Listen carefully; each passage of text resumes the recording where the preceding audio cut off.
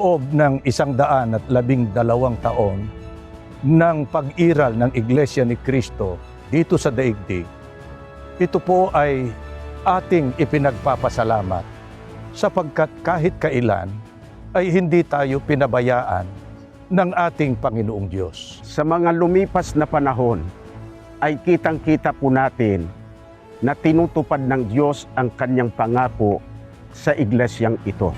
Namamalagi ang pagpapatibay ng Panginoong Diyos sa kanyang iglesia sa pamamagitan ng ating tagapamahalang pangkalahatan, ang kapatid na Eduardo B. Manalo, kasama ang kanyang malakas na katuwang, ang kapatid na Angelo Eranio Manalo. Kami ay patuloy na makikipagkaisa sa pinaigting na gawaing pagpapalaganap ng mga salita ng ating Panginoon Diyos. Patuloy na nagdaragdag ang Panginoong Diyos ng mga may tungkulin sa iglesia.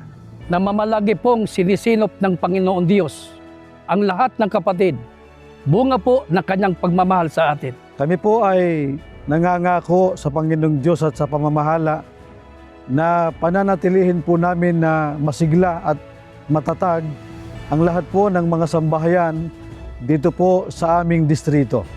Sa lahat po ng aming mga kapatid sa loob ng Iglesia ni Cristo sa buong mundo, kami po ay masaya, maligaya na bumabati sa lahat ng ika-112 taong anibersaryo ng Iglesia ni Cristo.